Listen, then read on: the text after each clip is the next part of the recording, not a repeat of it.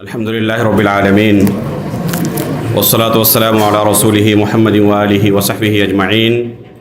أشهد أن لا إله إلا الله وحده لا شريك له وأشهد أن محمدا عبده ورسوله. أما بعد،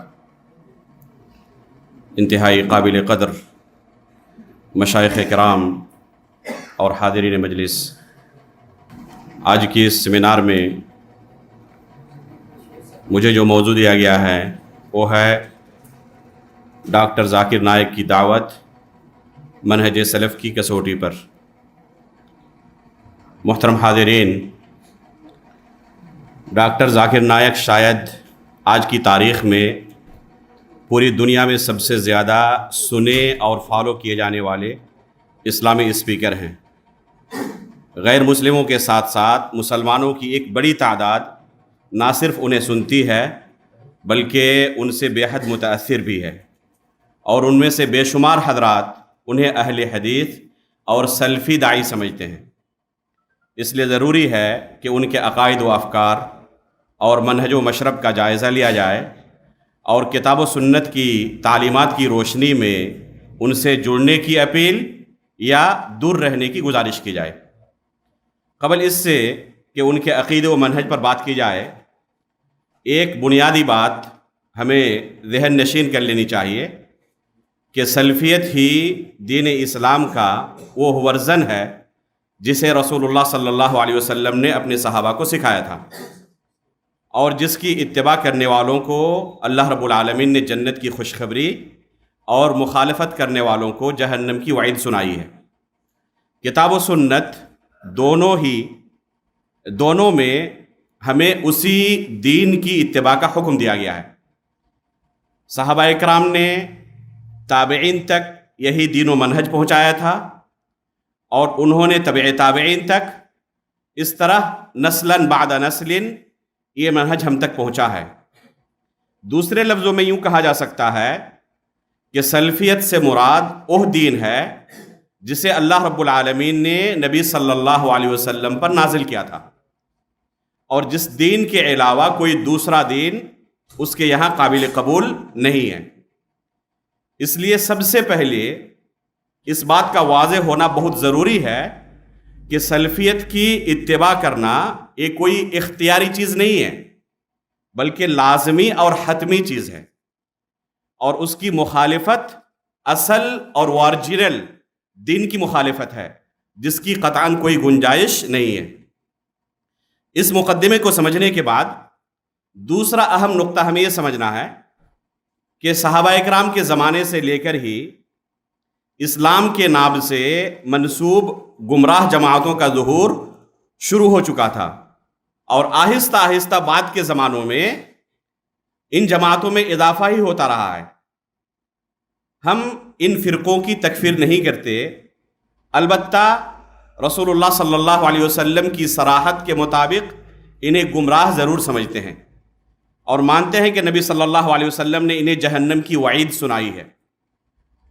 واضح ہو کہ یہ گمراہ فرقے اپنے آپ کو گمراہ نہیں کہتے ہیں بلکہ اپنے کو ہی صحیح اسلام کا متبع تصور کرتے ہیں.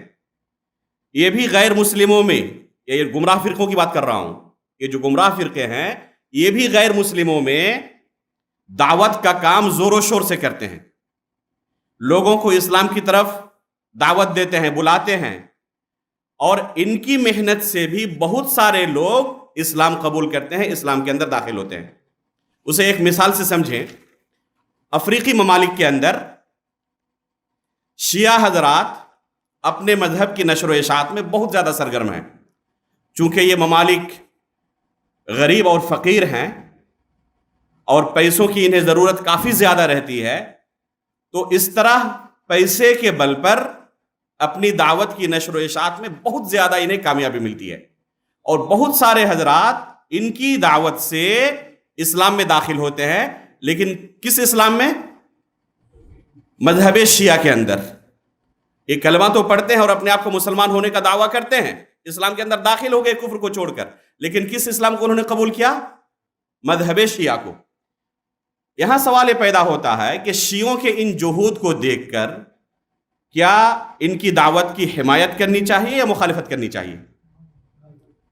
اگر کوئی اپنے آپ کو اہل حدیث اور سلفی کہتا ہے اور منہج سلف سے واقف بھی ہے تو قطعاً اس سے یہ توقع نہیں کی جا سکتی کہ وہ اسلام قبول کرنے والوں کے اعداد و شمار کو دیکھ کر دھوکے میں آ جائے اور شیعوں کی دعوت کی بھی حمایت کرنے لگے، بلکہ اس سے یہی امید ہے کہ حتی الامکان اس دعوت کی وہ مخالفت کرے گا اور لوگوں کو شیعوں سے بچنے اور ان سے دور رہنے کی ہی تلقین کرے گا۔ اب اس مقدمے سے ہمیں یہ بالکل پتہ چل چکا ہے کہ اعداد و شمار بہت زیادہ اہمیت نہیں رکھتے، اس لیے حتی الامکان اللہ اور اس کے رسول کے دکھائے ہوئے منہج کے مطابق ہی ہمیں اپنی دعوت پھیلانی ہے، اور اس سے تنازل اختیار کرنے یا کمپرومائز کرنے کا کوئی سوال پیدا نہیں ہوتا ہے۔ بہت سارے انبیاء اس دنیا میں آئے، اللہ رب العالمین کی بتائی ہوئی منہج پر انہوں نے اپنی دعوت لوگوں کے درمیان عام کی، لیکن پوری زندگی گزارنے کے بعد نتیجہ کیا نکلا؟ نبی صلی اللہ علیہ وسلم فرماتے ہیں عرضت علی الامم فجعل يمر النبی معه الرجل والنبی معه الرجلان والنبی معه الرهط والنبی لیس معه احد۔ یہ صحیح بخاری کی روایت ہے۔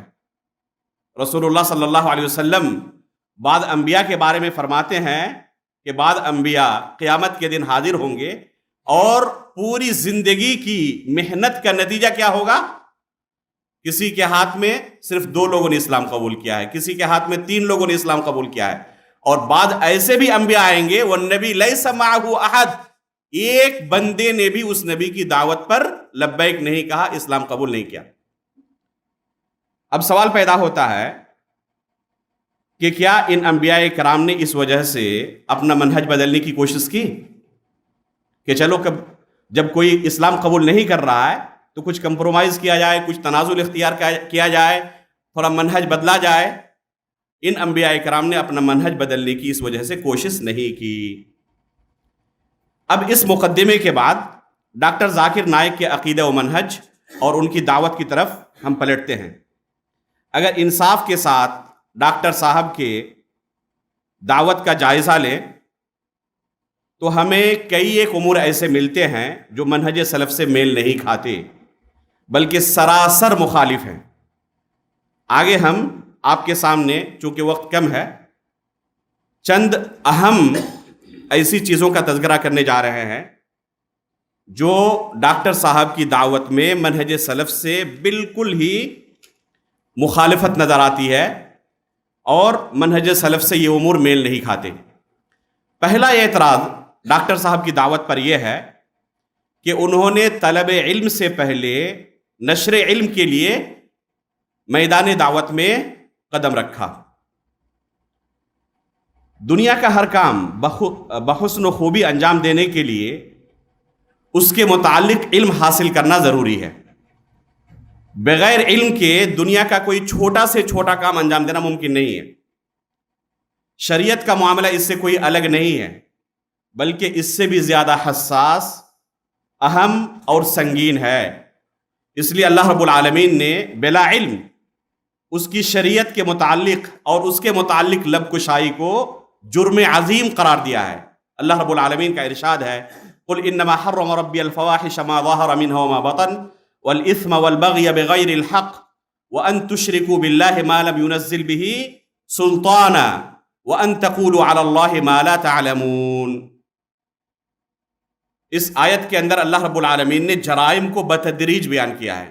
علماء نے اس آیت سے استدلال کرتے ہوئے کہا ہے کہ بلا علم اللہ اور اس کی شریعت کے متعلق لب کشائی کرنا یہ شرک سے بھی بڑا جرم ہے، کیونکہ ایسا بندہ ایک شریعت تیار کر رہا ہوتا ہے، شریعت سازی کا مجرم ہے وہ۔ اللہ رب العالمین نے شریعت نازل نہیں کی اور اپنی طرف سے شریعت تیار کر کے لوگوں کے سامنے پیش کر رہا ہے، اس لیے شرک سے بھی بڑا جرم علماء نے کہا اس آیت سے استدلال کرتے ہوئے۔ یہاں پر اللہ رب العالمین نے مطلقاً ہی سے حرام قرار دیا ہے، یہ نہیں کہا کہ اگر اس کی بات غلط نکلے تو حرام ہے، صحیح نکلے تو جائز ہے، ایسا نہیں کہا، بلکہ مطلقاً اسے حرام قرار دیا ہے۔ اسی طرح نبی صلی اللہ علیہ وسلم کا ارشاد ہے القضاۃ ثلاثہ واحد فی الجنہ واثنان فی النار، کہ قاضی 3 طرح کے ہوتے ہیں، 2 جہنمی ہے، 1 جنتی ہے۔ 2 جہنمی کون ہیں؟ پہلا جس کے پاس علم ہی نہیں اور بلا علم فیصلہ کرے، چاہے اس کا فیصلہ درست ہو یا غلط ہو، اس سے کوئی سروکار نہیں، اس کے پاس علم نہیں، ایک مقدمہ آیا اور بلا علم فیصلہ کر دیا، ایک کو مجرم قرار دیا، دوسرے کو بری کر دیا، تو ایسا قاضی جہنمی ہے۔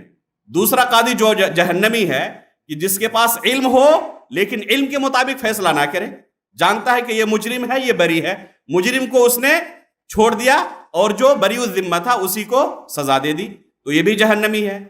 تیسرا جو جنتی ہے وہ کون ہے؟ جس نے پہلے تحقیق کی، علم حاصل کیا کہ کون مجرم ہے اور کون مظلوم ہے، اور علم کے مطابق فیصلہ کیا، تو جنتی ہے۔ یہ دنیاوی معاملات کے اندر ہے، آخرت کا معاملہ اس سے کہیں زیادہ سنگین ہے۔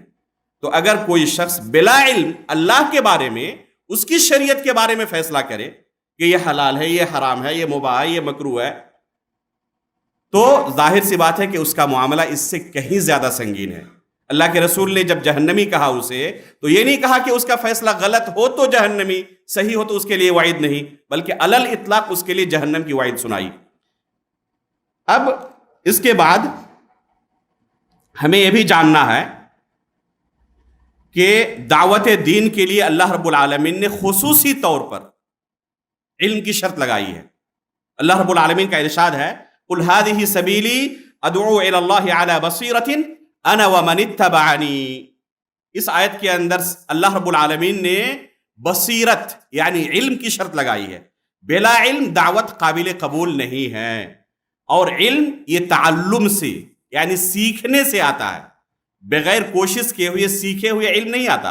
امام بخاری رحمہ اللہ اپنی صحیح کے اندر فرماتے ہیں انما العلم بالتعلم، کہ علم سیکھنے سے آتا ہے، اور تعلم کا درست طریقہ یہ ہے کہ استاد کے سامنے بیٹھ کر بتدریج اسے سیکھا جائے، محض ذاتی مطالعے سے علم حاصل کرنے کی کوشش نہ کی جائے۔ امام شافعی رحمہ اللہ کے مشہور اشعار ہیں اخی لن تنال العلم الا بستۃ سأنبیک عن تفصیلها ببیان ذکاء وحرص واجتہاد وبلغۃ ونصیحۃ استاد وطول زمان۔ آخری 2 نصیحتوں پر غور فرمائیں، نصیحت استاد وطول زمانی، استاد کی رہنمائی بھی ضروری ہے، اور یہ کوئی شارٹ کٹ کورس نہیں ہے، ایک لمبی مدت تک صبر بھی کرنا ہے۔ نیز اس علم کو استاد سے بھی بتدریج سیکھا جائے، چھوٹے چھوٹی چیزوں سے شروعات کی جائے۔ امام بخاری رحمہ اللہ کونوا ربانیین کی تفسیر کرتے ہوئے صحیح بخاری میں فرماتے ہیں الربانی الذی یربی الناس بصغار العلم قبل کبارہ۔ اسے ربانی کہتے ہیں کہ دین کی چھوٹی چھوٹی باتوں سے شروعات کر کے پھر بڑی باتیں بیان کرے۔ تو یہ ہے تعلیم کا طریقہ اور تعلم کا طریقہ۔ ایسا نہیں کہ ابھی وہ ابتدائی علوم سے محروم ہے اور اسے صحیح بخاری اور تفسیر ابن کثیر اور تفسیر طبری پڑھانا شروع کر دیا جائے، بلکہ پہلے وہ بنیادی چیزوں کو سیکھے، پھر بتدریج آگے بڑھے۔ سلف صالحین کی پوری آپ سیرت کھنگال ڈالیں، اسی طریقے پر انہوں نے تعلیم حاصل کی ہے، اور اپنے اساتذہ سے انہوں نے اسی طریقے سے علم حاصل کیا ہے۔ اب اس کے بعد ڈاکٹر ذاکر نائک کے طریقے پر آپ نظر دوڑائیں، کیا اس طریقے سے انہوں نے پہلے علم حاصل کیا اس کے بعد دعوتی میدان میں آئے، یا پہلے ہی انہوں نے علم حاصل کیے بغیر دعوتی میدان میں قدم رکھ دیا؟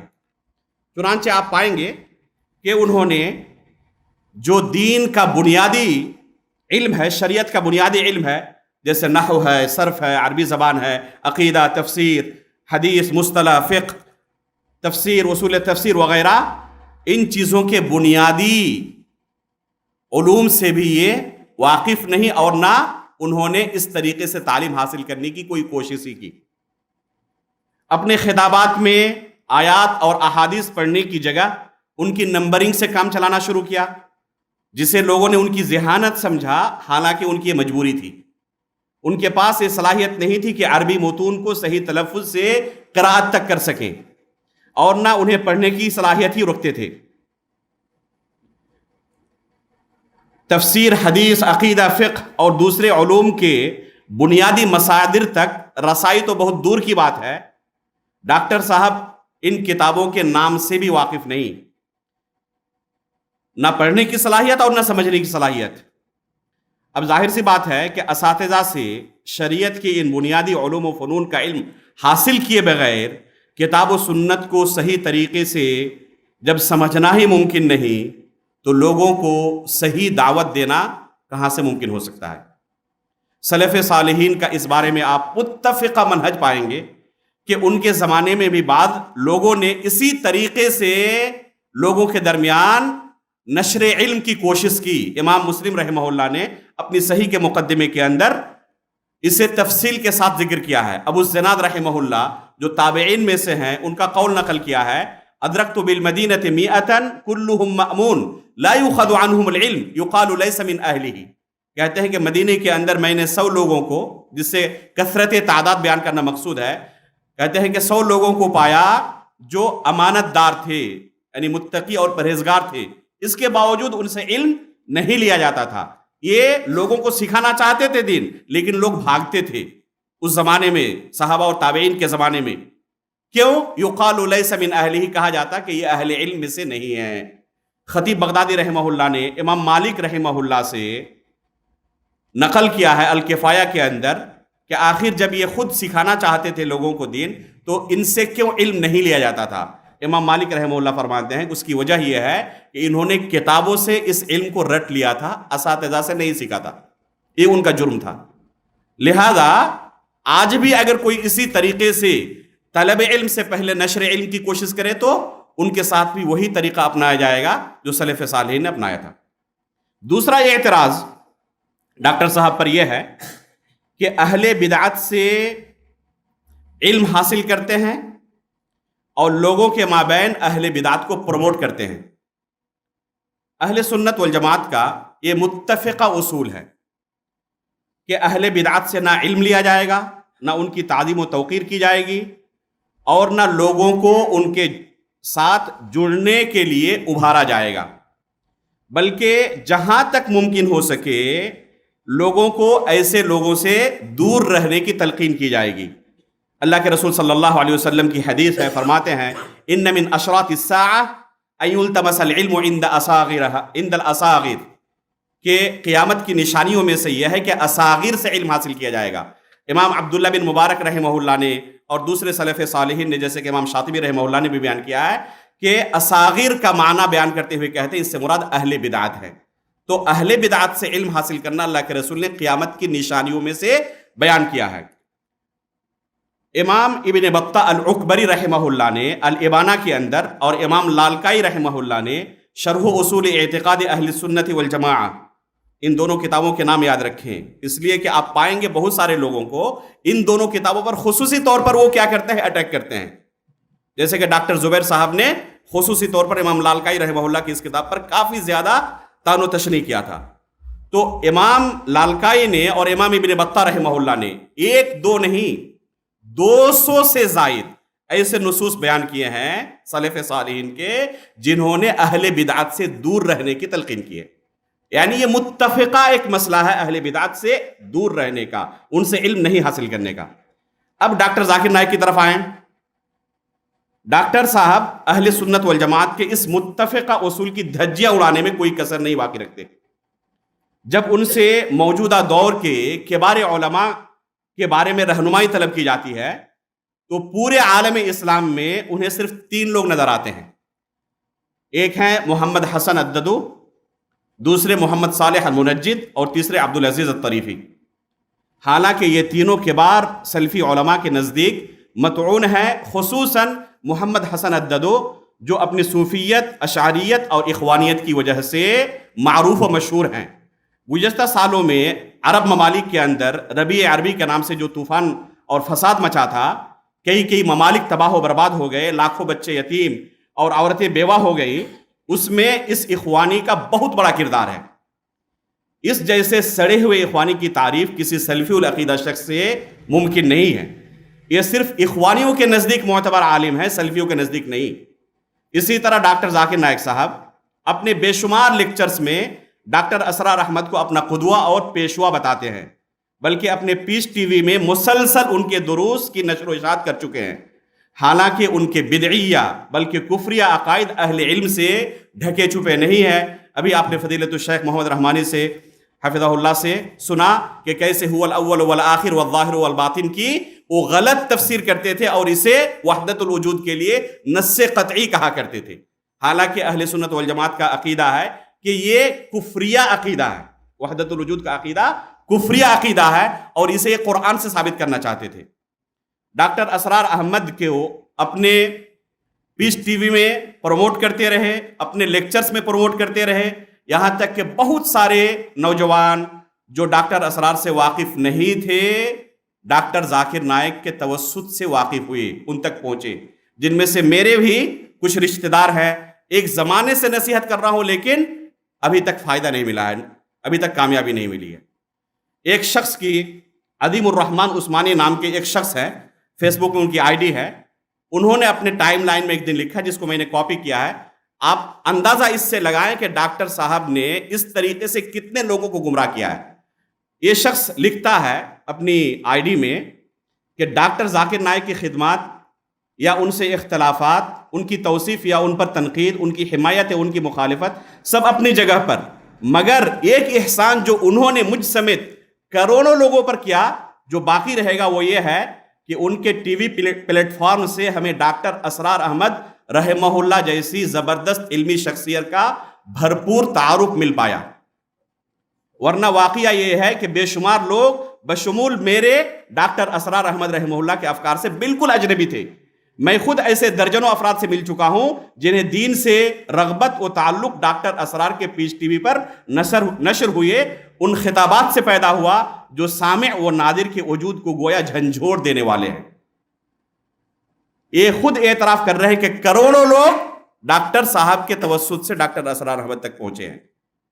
تو اب آپ اندازہ لگائیں کہ ڈاکٹر صاحب نے اس طرح اہل بدعت کو پروموٹ کر کے امت کے اندر کون سی دعوت پھیلائی ہے۔ تیسرا اعتراض ڈاکٹر صاحب پر یہ ہے کہ اہل حدیثیت اور سلفیت کو بھی دوسرے گمراہ فرقوں کی طرح ایک فرقہ کہتے ہیں اور اس کی طرف نسبت کو غلط قرار دیتے ہیں۔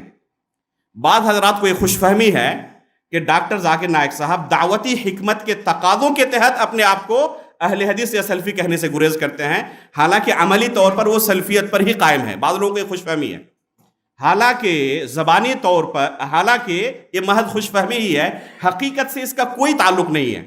بات صرف اتنی سی نہیں ہے کہ ڈاکٹر صاحب خود کو اہل حدیث نہیں کہتے، بلکہ اس سے کہیں آگے کی بات ہے۔ وہ روافض اور دوسرے باطل فرقوں کی طرح اہل حدیث کو بھی ایک فرقہ سمجھتے ہیں، اور وَاعْتَصِمُوا بِحَبْلِ اللَّهِ جَمِيعًا وَلَا تَفَرَّقُوا سے اپنے موقف کی تائید بھی پیش کرتے ہیں۔ اس آیت سے استدلال کرتے ہوئے دوسرے مذموم فرقوں کے ساتھ اہل حدیث کا بھی نام لیتے ہیں،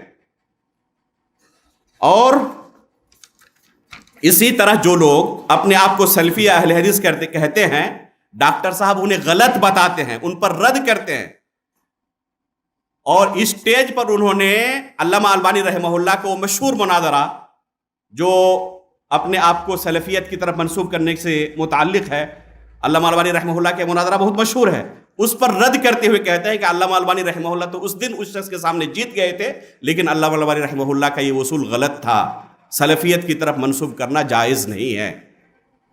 تو بات صرف اتنی سی نہیں ہے کہ وہ اپنے آپ کو منسوب نہیں کرتے اور سلفی نہیں کہتے، بلکہ اسے غلط سمجھتے ہیں اور اس کا بے بانگ دوحل اعلان کرتے ہیں۔ چوتھا اعتراض ڈاکٹر صاحب پر یہ ہے کہ تبلیغی جماعت جیسی گمراہ جماعت کی تعریف میں رطب اللسان رہتے ہیں۔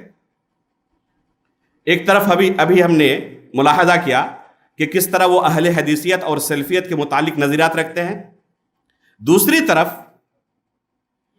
تبلیغی جماعت کے متعلق ان کے جو افکار ہیں وہ حیران کن ہیں۔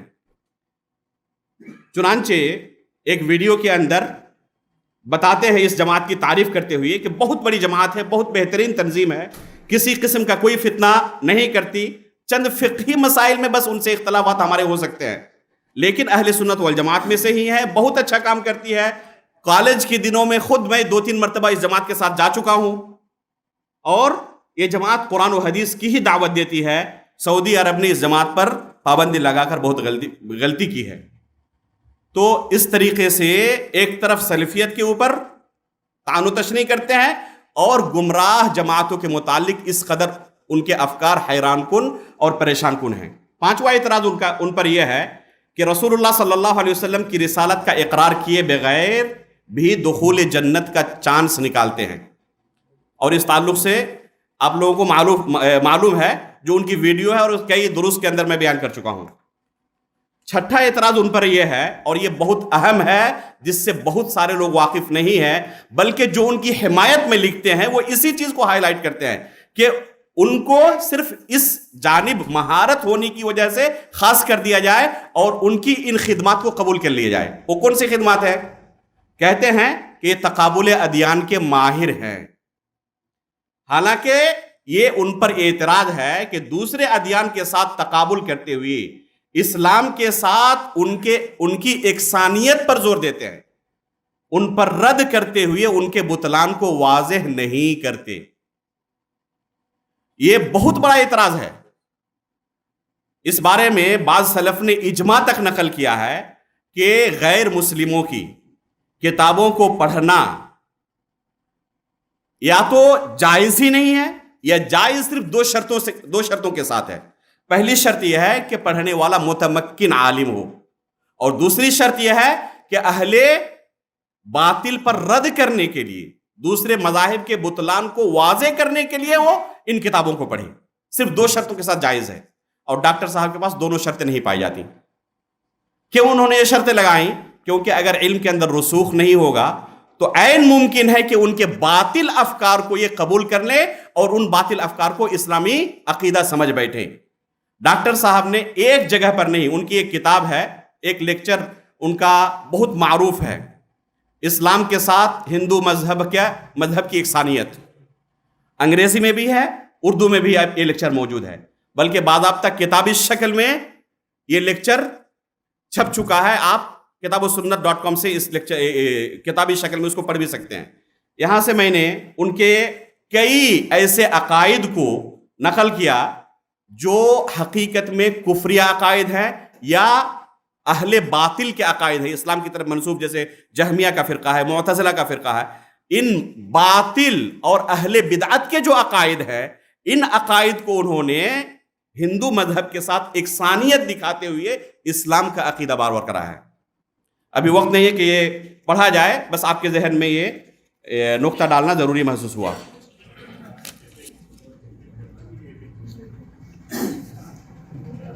ابھی صدارتی خطاب باقی، وقت زیادہ نہیں ہے۔ جیسے اب صدر محترم کی طرف سے حکم ہے، اس لیے میں چند ان کے ایسے عقائد کا جو انہوں نے اسلام کے ساتھ ہندو مذہب کی یکسانیت کو دکھاتے ہوئے بیان کیا، جو کہ حقیقت میں اسلام کا عقیدہ نہیں ہے۔ اس کتاب کا نام ہے اسلام اور ہندومت، ایک تقابلی مطالعہ۔ میرے آئی پیڈ میں کتاب موجود ہے اور آپ آسانی سے ڈاؤن لوڈ کر سکتے ہیں، اس میں جا کر گوگل میں جا کر، اسلام اور ہندومت ایک تقابلی مطالعہ، جو کہ ڈاکٹر ذاکر نائک کے نام سے ہی چھپی ہوئی کتاب ہے، اور ان کا لیکچر بھی موجود ہے، آپ سن بھی سکتے ہیں۔ اس کتاب کے صفحہ نمبر 14 اور 16 میں یجوروید کے حوالے سے ڈاکٹر صاحب نقل کرتے ہیں، لکھتے ہیں کہ اللہ رب العالمین کی کوئی شکل نہیں ہے، یہی لفظ ہے، اللہ رب العالمین کی کوئی شکل نہیں ہے، اور یجوروید کے حوالے سے نقل کرتے ہیں۔ حالانکہ اللہ رب العالمین کی شکل کا انکار کرنا یہ جہمیہ کا عقیدہ ہے، اہل سنت والجماعت کا عقیدہ نہیں ہے۔ حدیث کے اندر آتا ہے کہ اللہ کے رسول اللہ صلی اللہ علیہ وسلم بیان کرتے ہیں، قیامت کے دن جنتیوں کو ملنے والی سب سے بڑی جو نعمت ہوگی اللہ رب العالمین کی رؤیت، تو اللہ رب العالمین جب اپنی اصل صورت میں آئیں گے تب لوگ پہچان پائیں گے۔ تو اللہ رب العالمین کی صورت کا انکار کرنا یہ اہل سنت کا عقیدہ نہیں ہے، جہمیہ کا عقیدہ ہے۔ اسی کتاب کے صفحہ نمبر 16 اور 17 میں فرماتے ہیں رگوید کے حوالے سے کہ خدا کے، جو کہ ایک محل اشکال لفظ ہے، اسی طرح لکھا ہوا ہے خدا کے کم از کم 33 صفاتی نام ہیں، صفاتی نام قرار دے رہے ہیں۔ ان میں سے بہت سے صفاتی نام رگوید میں کتاب نمبر 2 باب نمبر 1 میں درج ہیں۔ ایک لمبا اقتباس ہے جس کا خلاصہ یہ ہے کہ وہ اس سے ثابت کرنا چاہتے ہیں کہ برہما کا مطلب ہوتا ہے تخلیق کرنے والا. اگر اس کا عربی میں ترجمہ کریں تو کیا نتیجہ آئے گا؟ خالق. اسی طرح کہتے ہیں کہ وشنو کا مطلب ہوتا ہے پالنے والا. اگر عربی میں اس کا ترجمہ کریں گے تو مطلب ہوگا رب. ہم مسلمانوں کو کوئی اعتراض نہیں ہوگا اگر کوئی خدا کو رب کہہ کر پکارے یا پالنے والا کہہ کر پکارے یا وشنو کہہ کر پکارے. لیکن اگر کوئی یہ کہے کہ وشنو وہ خدا ہے جس کے 4 بازو ہے، ایک بازو میں چکرا تھام کے رکھا ہے، تو ہم مسلمان اس کے خلاف احتجاج کریں گے. اسی طرح برہما کے بارے میں بھی کہتے ہیں کہ اس کے سر پر جس کے 4 سر ہیں، ایک سر پر ایک تاج رکھا ہے، تو ہم مسلمان تب اس کا احتجاج کریں گے. یہ انہوں نے بیان کیا ہے کس کے حوالے سے؟ رگ وید کے حوالے سے. اب یہاں پر ہمیں اپنے عقیدے کا علم ہونا چاہیے. اہل سنت والجماعت کا متفق عقیدہ ہے کہ اللہ رب العالمین کے نام توقیفی ہیں. اپنی طرف سے معنی بھی اگر درست ہو جائے تو اللہ کا کوئی نام ہم نہیں رکھ سکتے. جیسے اللہ کا نام ہے سمیع، بصیر. اس کا معنی کیا ہے؟ سننے والا، دیکھنے والا. سامع کا کیا معنی ہوگا عربی زبان میں؟ سامع کا معنی بھی سننے والا. کوئی کہے کہ اللہ کا نام سامع ہے جس کا معنی سننے والا ہوتا ہے، درست ہوگا؟ یہ اللہ کے نام میں الحاد ہے جو کہ کفر تک پہنچا سکتا ہے. اگر کوئی کہے کہ اللہ کا نام سامع ہے جس کا معنی سننے والا ہوتا ہے، اللہ کا کوئی نام سامع نہیں ہے، سمیع ہے. تو صرف نام درست ہو جائے تو وہ اللہ کا نام ہو جائے، یہ کوئی ضروری نہیں ہے. اب وہ اللہ کے 33 صفاتی ناموں کو ذکر کرتے ہوئے برہما اور وشنو کو بھی اللہ رب العالمین کا صفاتی نام قرار دے رہے ہیں. یہ درست ہو سکتا ہے؟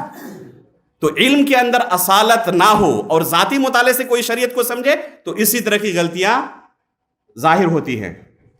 تو یہ ایک نمونہ میں نے پیش کیا. اسی طرح یجروید سے نقل کرتے ہیں کہ اللہ رب العالمین جسم سے پاک ہے.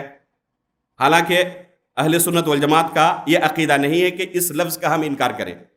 جسم کے بارے میں کیا کہتے ہیں اہل سنت والجماعت؟ کہ یہ لفظ کتاب و سنت کے اندر وارد نہیں ہے. اگر کوئی کہے تو ہم اس سے پوچھیں گے جسم سے تمہاری مراد کیا ہے. اگر وہ کہے کہ جسم سے مراد اللہ رب العالمین کے ہاتھ ہے، پیر ہے، آنکھ ہے، چہرہ ہے، تو ہم کہیں گے کہ اللہ رب العالمین کی صفات ثابت ہے کتاب و سنت کے اندر، اس لیے اس معنی کے لیے اسی لفظ کا استعمال کرو جو اللہ تعالیٰ نے کیا ہے. یہ جسم کا لفظ اللہ نے استعمال نہیں کیا، اس لیے اس لفظ کو چھوڑ دو، اس لفظ کو استعمال کرو. اور اگر وہ کہے جسم سے مراد یہ ہے کہ گوشت، ہڈی اور چمڑے وغیرہ سے اللہ رب العالمین کی ذات ہے، تو ہم کہیں گے کہ یہ باطل معنی ہے، یہ کتاب و سنت کے اندر وارد نہیں ہے. تو اس طرح کے مجمل الفاظ کا اہل سنت والجماعت نہ اقرار کرتے نہ انکار کرتے ہیں. اور ڈاکٹر صاحب یجروید کے حوالے سے یہ دکھا رہے ہیں کہ اسلام کے ساتھ یہاں یکسانیت ہے. قطعاً کوئی یکسانیت نہیں ہے. اس طرح ایک دو نہیں بے شمار چیزیں ہیں جو یکسانیت دکھا رہے ہیں اور یکسانیت کے چکر میں اسلامی عقیدے کو تہس نہس کر کے رکھ دیا ہے. اس کے بعد جو 7واں اعتراض ان پر ہے کہ اللہ رب العالمین کے بارے میں آنکھ سے دیکھنے کے بارے میں توقف کرتے ہیں. ابھی جو ان کا دورہ ہوا تھا اکتوبر مہینے میں، انہوں نے کیا کہا تھا؟ ہم دیکھتے ہیں آنکھ سے، یہ ان کا لفظ تھا، ہم دیکھتے ہیں آنکھ سے. اللہ تعالیٰ کیسے دیکھتا ہے؟ اللہ عالم. یہ ان کا جملہ تھا، ہم دیکھتے ہیں آنکھ سے، اللہ کیسے دیکھتا ہے؟ اللہ عالم. یہ اگر ہم گرچہ صراحت کے ساتھ نہ کہیں کہ اللہ رب العالمین کے آنکھ سے دیکھنے کا انکار کیا ہے، لیکن کم از کم توقف کیا ہے. اہل سنت والجماعت صراحت کے ساتھ عقیدہ رکھتے ہیں. امام شیخ ابن عثیمین رحمہ اللہ کے الفاظ سنے، کہتے ہیں کہ اللہ تعالی یبصر بعینیہ کما قال ذلک السلف رحمہم اللہ تعالی.